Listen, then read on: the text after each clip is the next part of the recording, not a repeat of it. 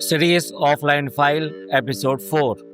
अभी तक कहानी में आपने सुना दो दोस्त कबीर और देव दोनों ही गायब हो चुके हैं और अब दोस्त मंडली में सिर्फ और सिर्फ 4 लोग रह गए हैं, अनन्या, मीरा, तारा और ऋषि।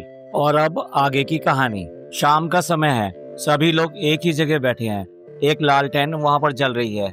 वो लालटेन हवा के झोंके से धीरे धीरे इधर उधर हिलती है, जिसकी वजह से उसकी रोशनी एक एक करके चारों के चेहरे पे पड़ती है। सभी लोग शून्य में निहार रहे हैं, लेकिन उनके अंदर लाखों सवाल जमा है, लेकिन जवाब उनके पास एक का भी नहीं है। तब बस शून्य में निहारे जा रहे हैं। ऋषि का ध्यान सिर्फ और सिर्फ अपने फोन पर है। उसके फोन के ऊपर अभी भी वही लाइन ब्लिंक कर रही है। किसी को कुछ भी समझ में नहीं आ रहा है। वो आए थे यहाँ पे 6 दोस्त, लेकिन आज वो सिर्फ और सिर्फ 4 रह गए हैं। उन्हें नहीं समझ में आ रहा कि वो उनके बारे में क्या सोचें, कैसे वापस जाएं, वापस जा भी पाएंगे यहाँ से या नहीं जा पाएंगे। उनको लगता है कि वो किसी भी तरीके से उनके बिना वापस नहीं जा पाएंगे। या तो वो सारे के सारे वापस जाएंगे या फिर कोई भी नहीं। सवाल बहुत थे, लेकिन जवाब किसी का भी नहीं था।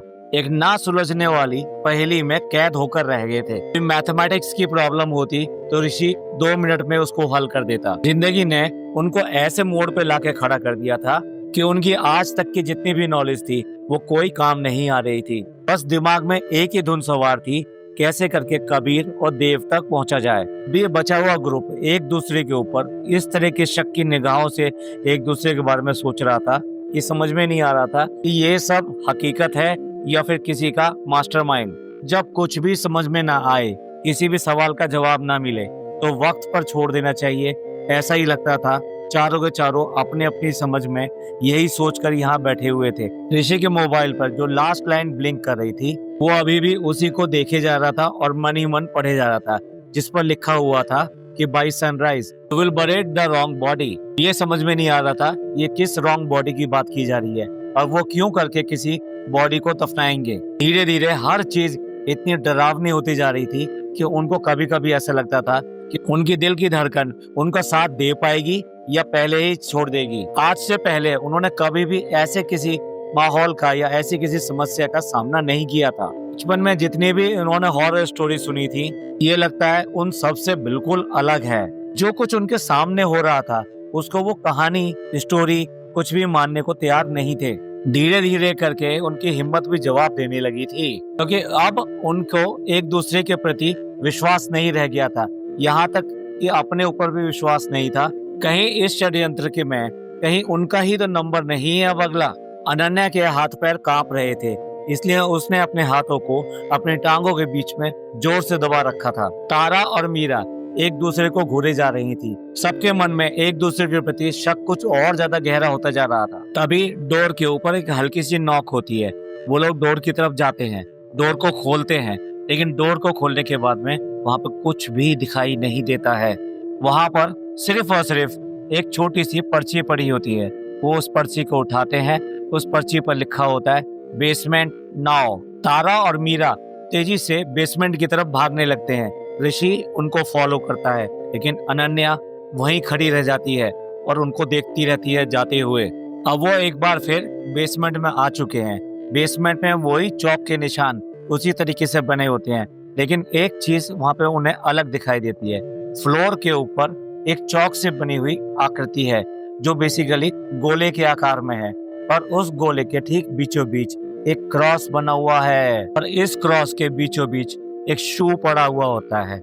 ये शू बहुत ज्यादा मडी है, उसके चारों तरफ बहुत कीचड़ लिपटी हुई है, लेकिन उस शूज के पास में एक पर्ची पड़ी होती है जो कि फोल्डेड है। उस शू को देखते ही वो तारा तुरंत पहचान जाती है, ये शू देव का है। मीरा झट से वो पर्ची उठाती है और पढ़ने लगती है। He is not dead yet, वो अभी मरा नहीं है। ऋषि बोलता है कबीर और देव यही लॉज के आसपास ही हैं। तारा तुरंत ही बोल पड़ती है, नहीं, ये सब तुमने किया है और तुम्हें पता है कि वो दोनों कहाँ हैं। तुमने ही उसको छुपाया है। बोलते क्यों नहीं हो? हम लोगों के साथ में किस तरह का प्रैंक कर रहे हो तुम? अभी तक तो सभी लोग जिंदा हैं, देव और कबीर, वो भी मरे नहीं हैं। ये देखो चिट है, चिट का सबूत है। लेकिन सोचो अनन्या का क्या हाल है। उसकी हिम्मत नहीं हुई यहाँ बेसमेंट तक आने की, क्या तुम चाहते हो कि तुम्हारे इस प्रैंक के चक्कर में वो अपनी जान गंवा दे? मीरा उसकी बात से एग्री है। ये लोग आपस में एक दूसरे को बस शक करके अभी लड़ ही रहे होते हैं कि ऊपर से अनन्या के चीखने की आवाज आती है।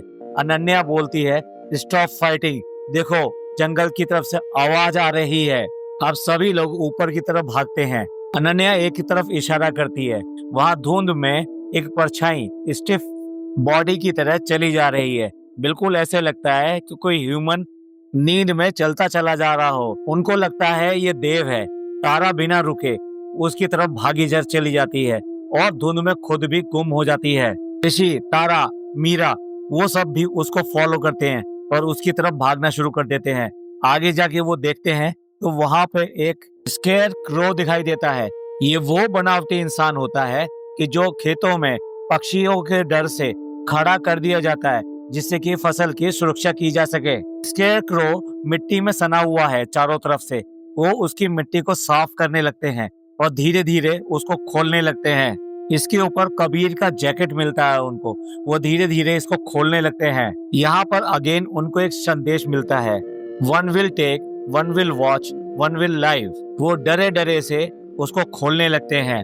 अनन्या अभी भी डरी हुई है। उसके हाथ पैर अभी भी कांपते हुए दिखाई दे रहे हैं। अब पूरी तरीके से खोलने पर उसमें एक ह्यूमन मैनिक्विन दिखाई देती है जो बिल्कुल हूबहू असली इंसान की जैसी होती है, लेकिन इसका हाथ बिल्कुल एक बेजान हाथ की तरह दिखाई देता है। इस मैनिक्विन के माथे के ऊपर लिखा होता है रॉन्ग बॉडी। तभी वहां पर अचानक ही मिस्टर रावत आ जाते हैं। मिस्टर रावत ये सब देखते हैं और बोलते हैं, तुम्हें इसको नहीं छूना चाहिए था।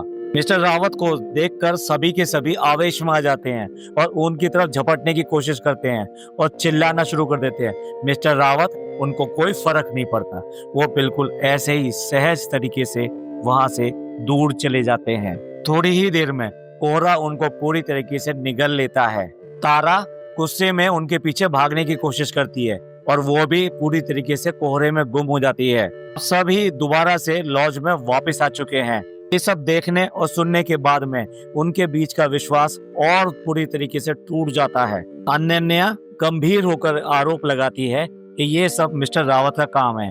मिस्टर रावत ही धीरे धीरे एक एक करके तुम्हारे फोन पे ये सब फाइलें भेज रहे हैं। ऋषि आर्ग्यू करता है कि ऐसा कैसे हो सकता है, यहाँ तो नेटवर्क ही नहीं है, तो फिर वो मेरे मोबाइल पर इस तरह की फाइलें कैसे भेज सकते हैं। तारा बोलती है कि कुछ भी हो, लेकिन कोई भी अंदर से ये काम कर रहा है, चाहे वो हम में से कोई एक है। अभी ये सब एक दूसरे के ऊपर शक ही कर रहे होते हैं कि तभी ऋषि का मोबाइल फिर दोबारा से ब्लिंक करने लगता है। अब उसमें एक और फाइल दिखाई देने लगती है।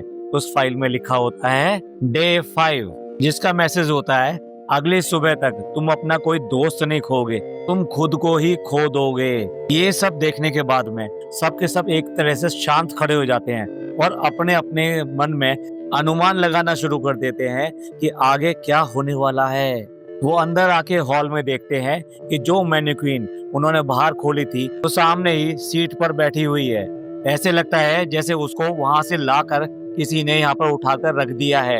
ये देखकर पूरा का पूरा वातावरण और ज्यादा रहस्यमयी हो जाता है। सबको समझ में नहीं आता। उनको एक रॉन्ग बॉडी दिखाई गई थी, लेकिन असली लोग कहाँ हैं? उनका किसी भी तरीके से कोई सुराग नहीं मिल रहा है। और जो लास्ट मैसेज मिला है उसका क्या मतलब है कि अब वो खुद गायब नहीं होंगे, बल्कि उनकी आइडेंटिटी गायब हो जाएगी, यानी उनका अस्तित्व अब खत्म हो जाएगा। वो कुछ और बन जाएंगे या कुछ और हो जाएंगे।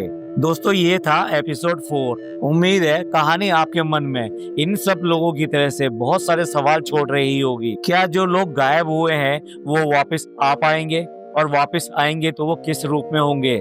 जो अब शेष रह गए हैं 4 लोग, इनका क्या होगा? और ये जो लास्ट मैसेज आया है कि आप अपने आप को खो दोगे, इसका क्या मतलब है? इन सब सवालों के जवाब जानने के लिए आपको देखना पड़ेगा हमारा अगला episode 5 on same channel same time. बने रहिए हमारे